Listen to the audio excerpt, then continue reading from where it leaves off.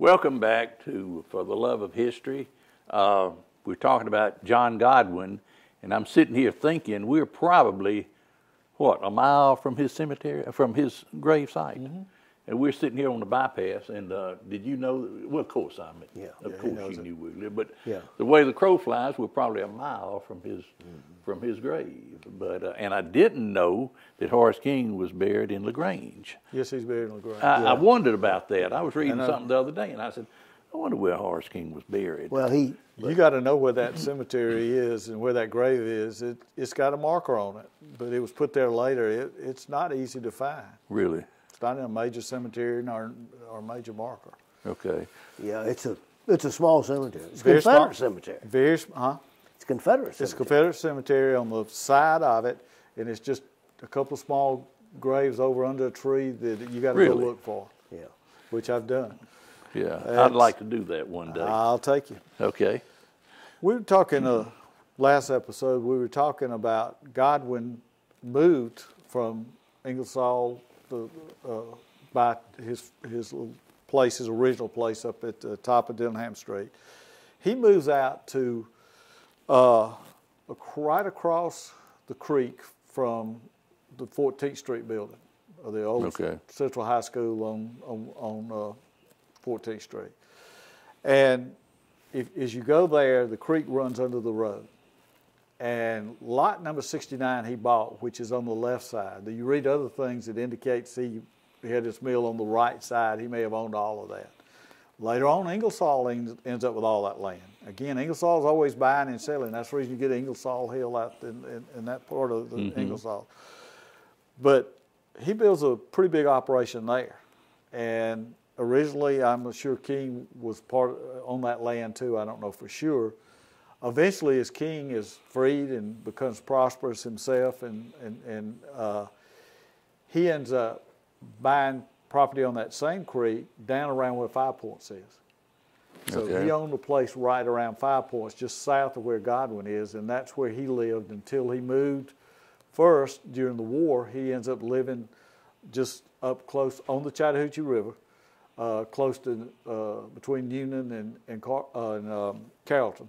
Okay. On the river there, not far from where McIntosh ends up living up on the Chattahoochee, different time periods. And then he moves to LaGrange, and he's buried there. His sons, after him, lived there. They built bridges all over the southeast. King, he built the circular stairwell that's in the Capitol in Montgomery, supposedly. And really? Like John said, he was a genius. But John, pick up anything I left off about Godwin and King and maybe the Wright family and where that money came from. Well, I don't know where the Wright money came from other than they were farming. For Godwin's sake. No, the Wright money, they were farming in Marlboro County, South Carolina.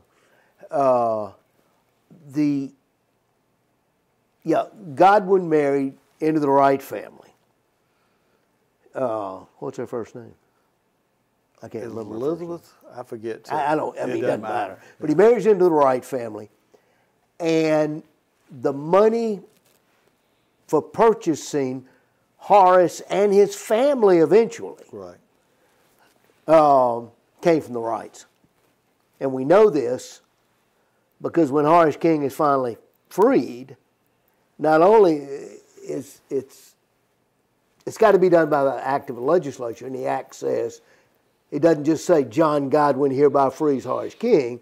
It lists William Wright, who was Godwin's wife's uncle, who was, because women didn't have. And her father's dead. Rights to ownership. Yeah, and her father has died, right? And so William Wright is actually going to be the main guy to free Horace King. Not Godwin, in a legal sense. Obviously, Godwin is the one who freed him. But it shows, that act shows how much the wife's family was involved. And she really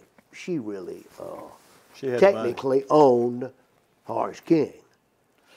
Now, through the Wright family, Godwin is kin to the Abercrombies. So when you go down Brickyard and all that Abercrombie land down there, and you got to realize James Abercrombie and Anderson Abercrombie, these guys were not only powerful and big landowners around here, they were known throughout the United States. They were traveling to New York and Washington and well respected and very, very influential. They said Anderson was a huge man, like 350 pounds. But that's just an interesting side note. But I got to tell you, as a side note, let me just tell you a story that when I started figuring out how some of these pieces fit together. A lot I learned from John. But years ago, my grandson was playing in a all-star, one of my grandsons was playing in an all-star baseball game in Jackson, Alabama. And I told my wife to ride with my son and his family because I was leaving early that morning. Mm-hmm. We was going to get down that night, play ball the next day. Because I was going to take there's a whole survey that was done of the federal road from here all the way down through Mobile or north of Mobile. I was going to follow the federal road the best I could. I laid that out on my side of my truck, the rider seat, and I took off. I got over to Polecat Springs where a major Creek War battle was fought. It's over near Shorter. I'm going down through there, and I'm real comfortable. And then all of a sudden, I felt like I had lost it because it took a side road. And that road wasn't marked well. I get up to about Shorter, and I pull over the side of the road to try to figure out, have I missed something? And I look up, and the sign there says Federal Road. It's still called a Federal Road, and it's just a little strip, a little circle that comes off, half circle. Yeah. So I said, I'm going to backtrack down this road. I'm backtracking down this road. There's a man in his mailbox. And I pulled over and I said, excuse me, this is the old federal road that came through here. And he said, oh, absolutely. Find out he's a lover of history. I tell him what I'm doing. He said, when they did that survey, I actually, they came through here. I talked to those guys with a group of us from around here. His picture was in the book. He'd never even seen it. He said, come on, let me show you, because right here's the Abercrombie home. I was right there at the Abercrombie home. The Abercrombies moved out into the Carolinas, not straight to here. They moved to, it's basically Meigs. Mount Meigs. Mount Meigs. It's right in that Mount Meigs area. Said they moved here, and he showed me, and there was an old meat curing house that was still there and some Abercrombie graves. And when you read in John's book and other books, you read that the Abercrombies moved there and then they moved here. Uh-oh. Now, while they were living over there, James Abercrombie's daughter married a Wright.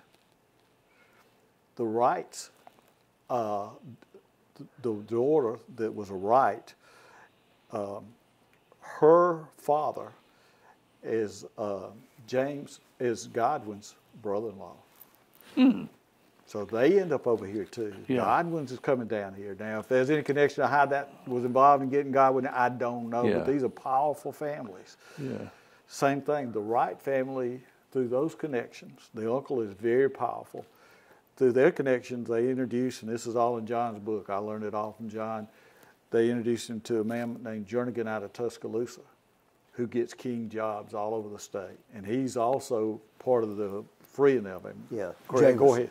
Yeah, Jemison, not Jernigan, Jemison. Yeah. Go ahead, pick up there, John. And you want me to free him? Free him. I don't know if I can remember enough to free him. Okay. Jemison is a very, very powerful gentleman from Tuscaloosa. Beautiful Italianate house that's still there. I'll jump ahead and then go back because this is in my mind. He and Horace were very close. Very fortunate that Jemison's letter books were preserved. And hard to read. A letter book is a series of like onion skin, we would call it, paper. Mm. And after you finish writing a letter, you put it behind that, and you blot the ink so that you can then read it, and you're reading it through the onion skin. Well, fortunately, what had happened at the University of Alabama archives is that some Jemison relative had sat down and done those, had transcribed them. And I was fortunate enough to know the archivist. And I said, can I get into those transcriptions? And she says, well, the problem is they're in some strange system that we don't have. And I says, well, if I can get somebody to transcribe them into one we can use, can I use them? She said, yes. So Jemison's letters contain letters between Horace King and Jemison. And they had a very warm relationship. I don't think they were just being Southern when Jemison said, come to see me. Because Jemison actually wanted Horace King to come to Tuscaloosa to live and let him be the builder and Jemison be the financier behind him. But what Tom and I we went several times to Tuscaloosa, and we'd walk around that house and say, where did King sleep? And we'd read the letters, you know. Did King eat at a table in the back room? And we finally decided no, that Jemison and Horace King sat down and ate together, and that, you know, he didn't sleep in an outbuilding. Yeah. Because you can feel it in the letters. But what it starts with, I mean,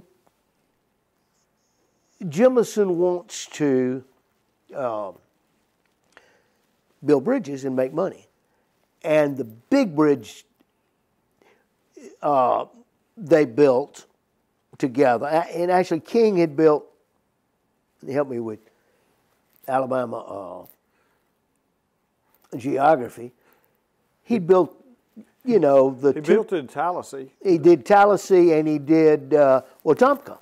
Yeah, he had done Tallahassee and Wetumpka, and then he links up with Jemison, and Jemison then they do the bridge in Columbia, Mississippi, and then Horace builds a lot of small bridges around Columbus, Mississippi that have to do again with Jemison.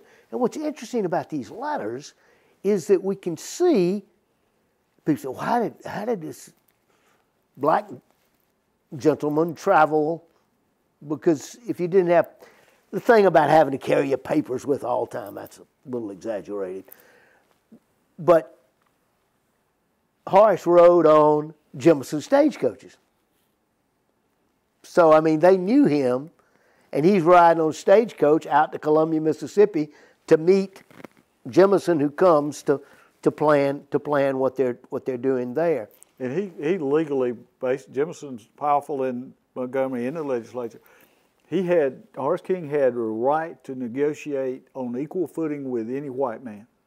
That's the kind of respect. After he becomes free. After he becomes free. Yeah. Yeah. But now what appears to happen. And that's prior to the Civil War. Okay. What happens is on these projects with Jemison, particularly probably the bridge in Columbus, Mississippi,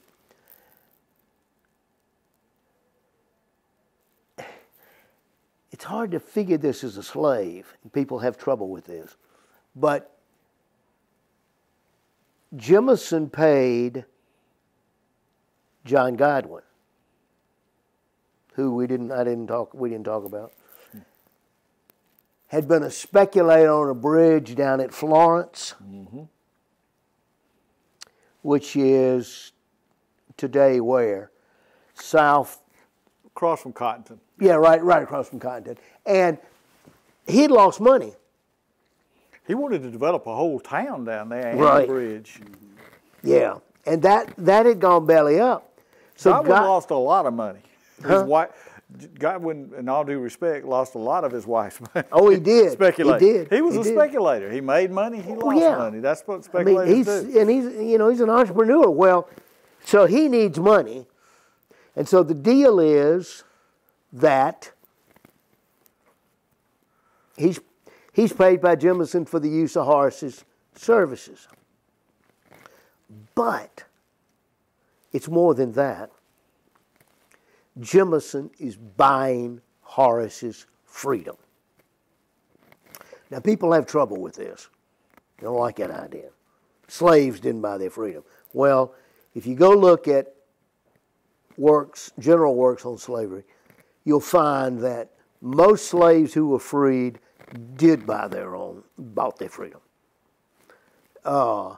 And there different arrangements of different types of slavery, but they had time where they could make money, where they could make products, or again, or lease out their services that the master didn't. And of course, this relationship between Horace and Godwin was very unique, but it's true of other slaves too. Now, this is again way ahead of the story, but I always got to talk about sources. King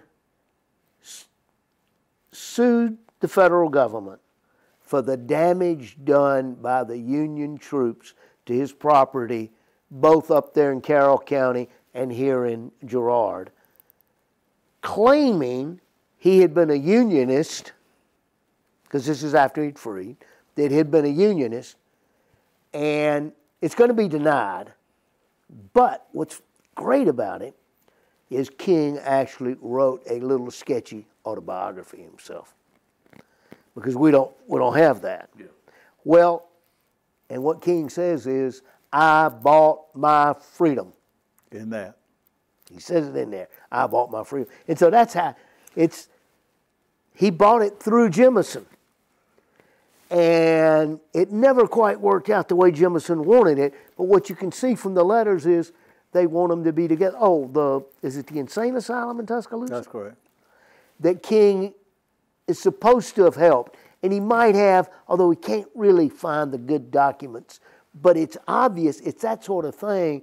Jemison says, please come, come and live in Tuscaloosa.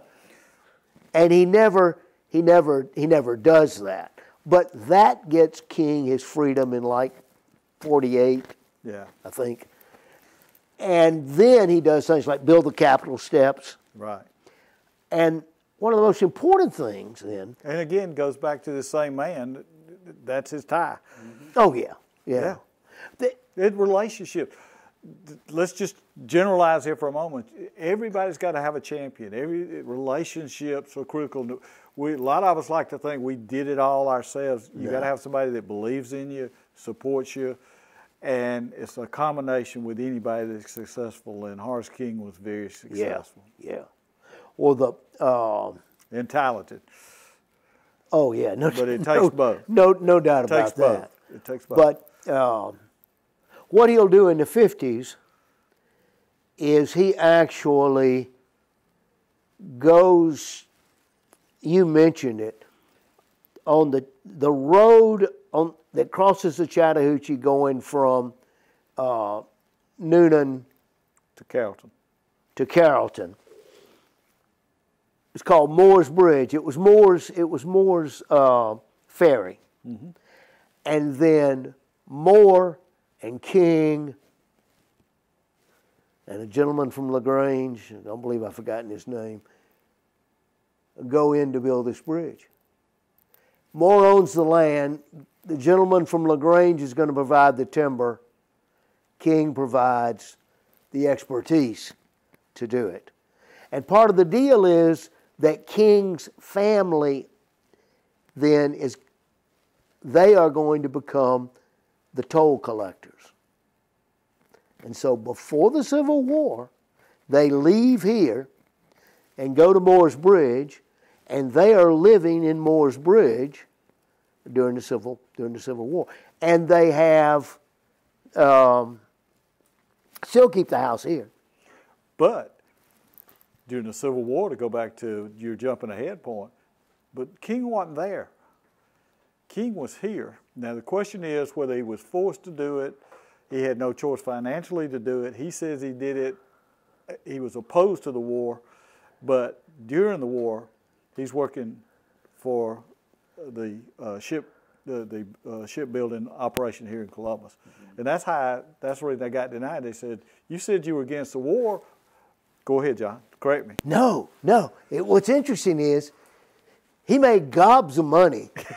I mean, it was worthless Confederate money, but he made gobs of money supplying wood products to the gunboat operation. Right. See, and there are two things there in Columbus. There's the Navy Yard, and there's also the Ironworks. The Ironworks is building steamboats. I hate to tell people out there in TV land, they made a couple of piddling cannon. That is not what's important. You're talking about my relatives now. I know I'm talking about your relatives. But what the Ironworks does during the war is they make steamboats for steaming for gunboats. But you're also talking about Dan Collins because that's what he did. Yeah, so right. Stuart was making cannons, which was Dan Collins' brother-in-law or cousin, whatever. But anyway, he was building steamboats. Yeah. Yeah, it's interesting. So, I mean, King doesn't have a choice. Oh, I know what I want to say. Okay. Unionist, the most interesting point, those things are called interrogatories where you answer questions. Well, one of the most interesting things is King said, I was always a Unionist. He said, on the morning that Alabama voted for secession, I was with Jemison. Okay, go ahead. And Jemison promised that he was going to go vote against secession and that Alabama would not secede. We really enjoyed it. For Channel 7, I'm Steve Abbott, and these distinguished guests that we've got here, Rodney Hinton and John Lupo, we've really enjoyed. I mean, I've just learned so much today. It's just been awesome. And thank you again, guys. Thank you. So next week, stay tuned.